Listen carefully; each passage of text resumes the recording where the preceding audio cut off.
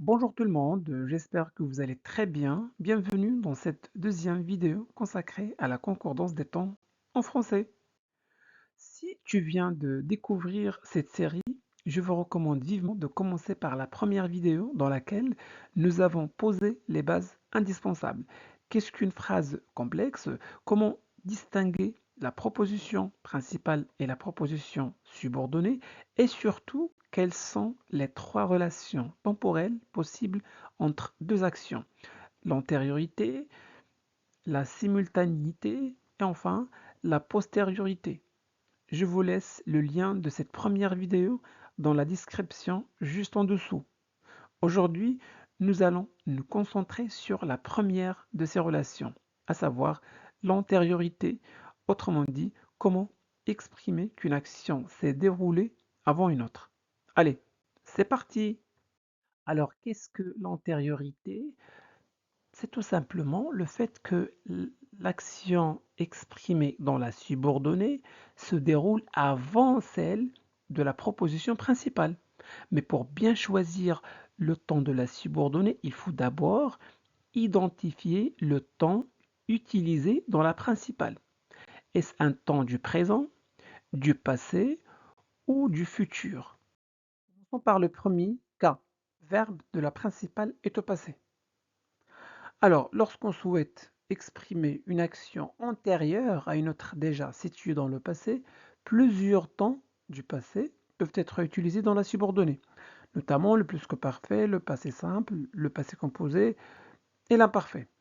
Cependant, cela ne signifie pas que l'on peut choisir ces temps au hasard, selon notre préférence. Non, le choix du temps n'est pas arbitraire. Chaque temps possède une valeur propre, qu'il faut respecter. Il est donc essentiel de suivre les règles de la concordance des temps afin de maintenir un enchaînement logique entre les actions exprimées. Prenons quelques exemples. Nous avons découvert un secret après que vous aviez fermé la porte. Dans cette phrase, les deux actions sont au plus que parfaites. Avions découvert dans la principale et aviez fermé dans la subordonnée. Le plus que parfait est un temps du passé, très antérieur. Il sert à exprimer qu'une action s'est déroulée avant une autre action également située dans le passé.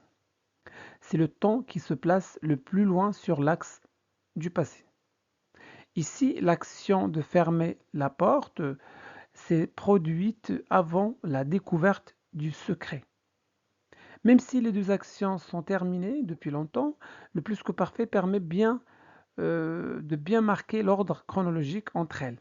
Ce qu'il faut retenir, le plus que parfait peut être utilisé dans la subordonnée et dans la principale, surtout quand on veut souligner une antériorité nette, notamment après des expressions comme après que. Voyons un autre exemple, mais cette fois-ci quand le verbe de la principale est à l'imparfait. Dans cette phrase, le verbe de la proposition principale, écrivez, conjugué à l'imparfait. Dans la subordonnée, on trouve le verbe avait commencé conjugué au plus que parfait. Ce temps indique que l'action de commencer la lettre a eu lieu avant celle de l'écrire. Le plus que parfait, le plus que parfait est donc utilisé ici pour marquer clairement l'antériorité par rapport à l'imparfait. Voyons un autre exemple, mais cette fois-ci quand le verbe de la principale est au passé composé. Elle a pleuré quand elle avait appris la nouvelle. Dans cette phrase, le verbe de la principale est au passé composé et le verbe de la subordonnée est au plus que parfait. D'accord? On comprend que d'abord, elle avait appris la nouvelle et ensuite elle a pleuré. Donc, le plus que parfait sert ici à marquer clairement l'antériorité par rapport au passé composé. Prenons un autre exemple, mais cette fois-ci, le verbe de la principale est au conditionnel passé. On est toujours dans le passé. On peut exprimer, comme vous voyez, la proposition subordonnée par le passé composé. Prenons un exemple. elle aurait accepté, ça c'est le conditionnel passé, l'offre qu'il lui a faite la veille. Dans cette phrase, on a deux actions situées dans le passé. Le verbe principal aurait accepté est conjugué au conditionnel passé, ce qui exprime une action hypothétique dans le passé, qui ne s'est sans doute pas produite. Dans la subordonnée qu'il lui a faite est au passé composé. Cette action est donc accomplie et antérieure à celle de la principale. Ce que ça veut dire, il lui a fait une offre avant qu'il ne l'accepte. Le passé composé permet ici de situer clairement une action achevée dans le passé avant une autre, même si celle-ci ne s'est pas réalisée. Alors, quand le verbe de la principale est au passé, on peut exprimer l'antériorité avec le passé composé. Donc ici, nous avons euh, deux actions. Il a souri, il a entendu. Les deux actions sont exprimées au passé composé. Mais faites attention, l'ordre des actions dépend du sens et de la logique. Dans ce cas, l'action d'entendre, il a entendu, est antérieure à l'action de sourire, il a souri. C'est bon, même si les deux actions sont en même temps verbales. Donc le passé composé peut exprimer l'antériorité grâce au contexte. Parfait. Deuxième cas, verbe de la principale est au présent. Donc tous les temps situés à gauche du présent et du conditionnel présent sur la ligne du temps expriment des faits antérieurs. Le plus que parfait, le passé simple, le passé composé, l'imparfait ou encore le conditionnel passé. Tous indiquent que l'action s'est déroulée avant le moment présent. Autrement dit, tout ce qui est au passé est arrivé avant maintenant. Mais attention, chaque temps du passé a une valeur bien précise. C'est bon? Donc le choix du temps dépend toujours du contexte et de l'intention. Prenons quelques exemples. Je sais qu'elle avait quitté la fête avant minuit. Comme vous le voyez, la proposition principale est au présent de l'indicatif. Je sais pour exprimer une action antérieure à celle de la principale, on utilise ici le plus que parfait. Donc le plus que parfait peut aussi marquer l'antériorité dans une proposition subordonnée. C'est bon? Parfait. Je pense que tu as fait une erreur. Alors, je pense que tu as fait une erreur. Le temps de la proposition principale est le présent de l'indicatif. Pour marquer l'antériorité dans la subordonnée, j'ai utilisé le passé composé. Pourquoi ce choix? Parce que l'action est terminée et accomplie. Dans ce cas, seul le passé composé convient. Le plus que parfait ne serait pas approprié. C'est bon? Je te raconte ce que je faisais pendant les vacances d'été. Alors, la proposition principale est au présent de l'indicatif. Dans la subordonnée, j'ai utilisé l'imparfait. Alors, pourquoi ce choix et pas le passé composé? Tout simplement parce que l'imparfait sert à décrire une action habituelle ou en cours dans le passé. À l'inverse, le passé composé exprime une action ponctuelle, brève et terminée. D'accord? Ici, seul l'imparfait exprime cette idée de continuité, tandis que le passé composé ne serait pas adapté. Troisième cas, verbe de la principale est au futur. Alors, sur l'axe du temps, sur cet axe, tous les temps situés avant le futur et le futur antérieur peuvent exprimer une antériorité par rapport à ces temps. Le futur antérieur est toujours antérieur au futur simple. Les temps du passé, comme le plus qu'au parfait, le passé simple, le passé composé, l'imparfait, le conditionnel passé, ainsi que certains temps du présent comme le présent de l'indicatif et le conditionnel présent peuvent également marquer une antériorité par rapport à un temps du futur. Mais gardez à l'esprit que le choix du temps dans la subordonnée ne se fait jamais au hasard. Donc chaque temps possède sa propre valeur.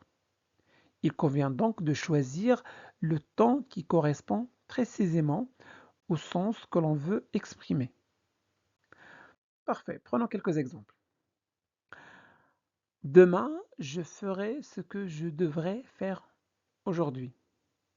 Dans cette phrase, comme vous pouvez le constater, la proposition principale est au futur simple, avec je ferai.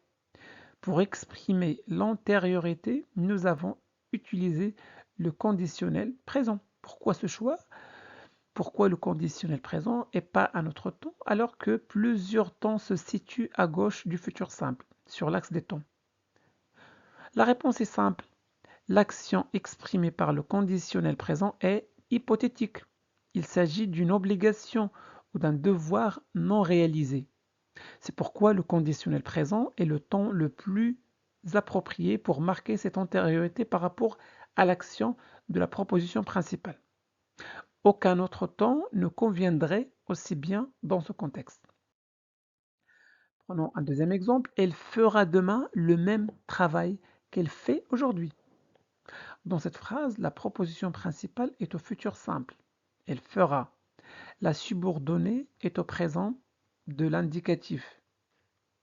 La subordonnée est au présent de l'indicatif. Elle fait. Pourquoi ce choix? Parce que la subordonnée exprime une action qui se situe avant celle de la principale. Donc, une antériorité. Le présent de l'indicatif est utilisé ici pour parler d'un fait actuel, antérieur à l'action future exprimée par le futur simple. C'est bon? Parfait. Troisième exemple, je commencerai quand tu auras fini ton travail. Dans cette phrase, la proposition principale, je commencerai, est au futur simple. Elle annonce une action future. La proposition subordonnée, quand tu auras fini ton travail, est au futur antérieur. Donc, le futur antérieur sert à exprimer une action qui sera achevée avant le moment où l'action principale aura lieu. Autrement dit, tu devras avoir fini ton travail avant que je puisse commencer. Cette structure met donc en évidence l'antériorité de l'action de la subordonnée par rapport à celle de la principale, même si les deux actions se déroulent dans le futur. Prenons un autre exemple. Auras-tu le courage de faire ce que nous avions décidé? Dans cette phrase, on a deux actions qui sont liées dans le temps. La proposition principale, auras-tu le courage, est au futur simple. Elle parle d'une action qui se passera dans l'avenir. Dans la proposition subordonnée, ce que nous avions décidé est au plus que parfait, un temps du passé qui indique une action déjà accomplie avant un autre moment. Très bien. Ici, le plus que parfait exprime une action antérieure à celle exprimée dans la principale. Autrement dit, la décision a été prise avant que le courage soit demandé dans le futur.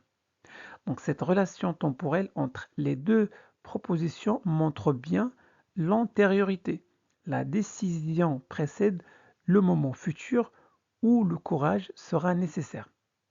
Alors, par crainte que la vidéo ne soit trop longue, je me limiterai à un seul temps du passé, le plus que parfait, utilisé pour exprimer l'antériorité lorsque le verbe de la proposition principale est au futur. Cela dit, sachez que d'autres temps du passé, comme le passé composé, le passé simple, l'imparfait, etc., peuvent également servir à marquer l'antériorité par rapport à une action exprimée au futur. Donc voilà pour aujourd'hui, j'espère que cette vidéo vous a plu. Si c'est le cas, faites-le savoir en laissant un petit j'aime. Vous pouvez partager cette vidéo avec vos amis pour les aider à progresser en français et n'oubliez surtout pas de vous abonner à notre chaîne Classe de français pour ne pas manquer nos prochaines vidéos. Merci de votre confiance. Au revoir.